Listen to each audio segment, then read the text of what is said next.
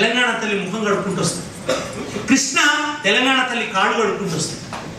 ఎగిసేటి గోదారి ఎదమీద చంద్రహారం, ఎగిసేటి గోదారి ఎదమీద చంద్రహారం, ఆ నీలవేణి కృష్ణ నీ కాలి అందెరవళి, ఆ నీలవేణి కృష్ణ నీ కాలి అందెరవళి, పెనుగంగ ప్రాణగీత ఇన్నే రసాని మోత, పెనుగంగ ప్రాణగీత ఇన్నే రసాని మోత, ఆ చిలుక వాగు చిందు జంపన్న వాగు పొంగు, ఆ చిలుక వాగు చిందు జంపన్న వాగు పొంగు, జలతారు వెండి కొండలు జలతారు వెండి కొండలు మెరిసేటి పూల దండలు, తల్లి తెలంగాణ వతను తెల్లామా గానమా గానమా తెలంగాణ జనగానమా, తల్లి తెలంగాణ వతను తెల్లామా గానమా గానమ నా ప్రాణమ తెలంగాణ జనగానమా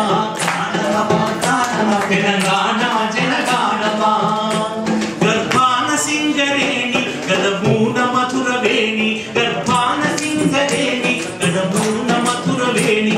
ఎంత చక్కని తల్లి తెలంగాణ అంటే సుద్దా అశోక్ ఒక పాటలు అంటాడు, ఎంత గొప్పది తెలంగాణ నేల అని.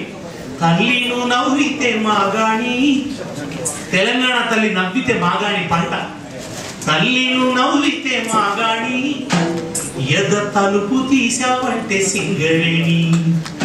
తెలంగాణ తల్లి నవ్వితే మాగాణి పంట, దాని గుండె తలుపు తెరిచి చూస్తే సింగరేణి నల్ల వజ్రం.